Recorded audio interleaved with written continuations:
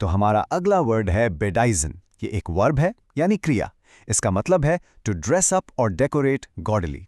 आसान भाषा में कहें तो किसी भी चीज को जरूरत से ज्यादा और थोड़ा भड़कीले तरीके से सजाना।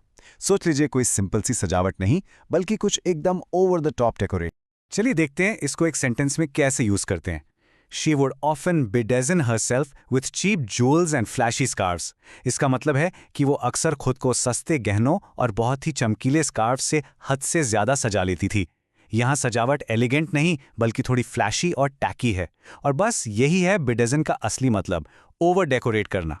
और हाँ, ये वर्ड सिर्फ लोगों के लिए नहीं बल्कि आप इसको जगहों के लिए भी इस्तेमाल कर सकते हैं। जैसे इस एग्जाम्पल में, The souvenir shop was bedizened with thousands of tacky, brightly colored trinkets।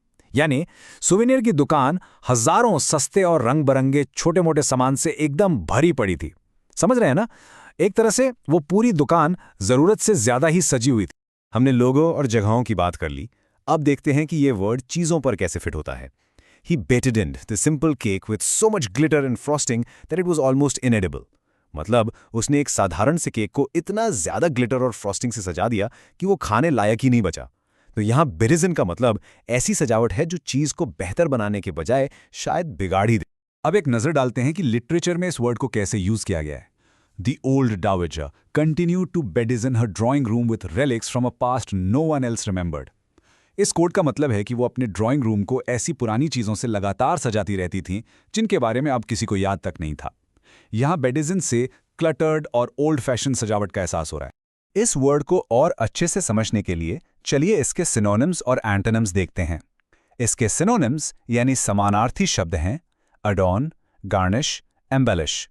अब देखिए, इन सब का मतलब सजाना ही है, लेकिन बेडिजन में एक नेगेटिव, थोड़ा भड़कीला सा टच है जो इनमें नहीं है। और इसके एंटोनिम्स यानी विलोम शब्द हैं सिंप्लीफाई, स्ट्रिप और स्पॉइल, जिनका सीधा सीधा मतलब है सजावट को कम करना या हटा देना। बस आज के लिए इतना ही। मिलते हैं नेक्स्ट वीडियो में। Happy learning.